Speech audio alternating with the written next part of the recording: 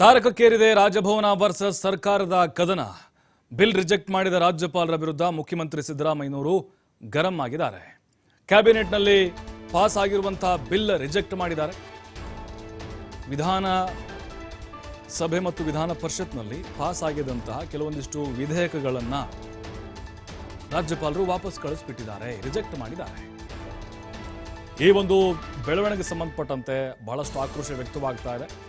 ಸಿದ್ದರಾಮಯ್ಯನವರು ಈಗ ಇದ್ರ ಬಗ್ಗೆ ಗರಂ ಆಗಿದ್ದಾರೆ. ವಿವರಣೆ ಕೇಳಿದ್ರೆ ಕೊಡ್ತಿದ್ವಿ ನಾವು.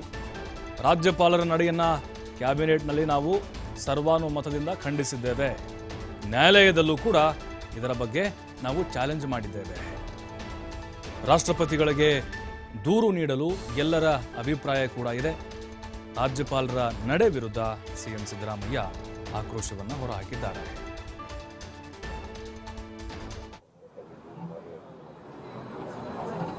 ನಾವು ಅದನ್ನು ರಾಜಕೀಯವಾಗಿ ಎದುರಿಸೋದಕ್ಕೆ, ಯಾಕೆಂದರೆ ನಾವು ನಮ್ಮ ಸರ್ಕಾರ ರಾಜ್ಯಪಾಲರು ಕೊಟ್ಟಿರ್ತಕ್ಕಂಥ ವಿಷಯಗಳು ಅದು ಸಂವಿಧಾನ ಬಾಹಿರ, ಕಾನೂನು ಬಾಹಿರ ಬಹಳ ಸ್ಪಷ್ಟವಾಗಿ ಹೇಳಿದ್ದೀವಿ. ಅದನ್ನು ಚಾಲೆಂಜ್ ಕೂಡ ಮಾಡಿದ್ದೀವಿ. ನಮ್ಮ ಕ್ಯಾಬಿನೆಟ್ ಕೂಡ ಗಮನಿಸಿದೆ. ಲೆಜಿಸ್ಲೇಟಿವ್ ಪಟ್ಟಿ ಕೂಡ ಅದನ್ನು ಕೋರ್ಟ್ನಲ್ಲಿ ಚಾಲೆಂಜ್ ಮಾಡಿ ಹೈಕೋರ್ಟ್ನಲ್ಲಿ ಬೆಂಗಳೂರು ಹೈಕೋರ್ಟ್ನಲ್ಲಿ ಚಾಲೆಂಜ್ ಮಾಡಿ ಆರು ಬಿಲ್ಗಳನ್ನು ವಾಪಸ್ ಕಳಿಸಿದ್ದಾರೆ.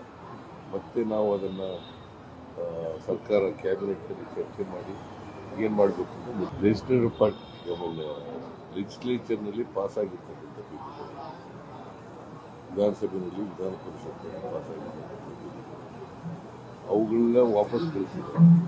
ಕ್ಲಾರಿಫಿಕೇಶನ್ ಏನು ಯಾತಕ್ಕೋಸ್ಕರ ವಾಪಸ್ ಕಳಿಸಿದ್ದಾರೆ ಅಂತ ನೋಡಿ take A decision in the cabinet.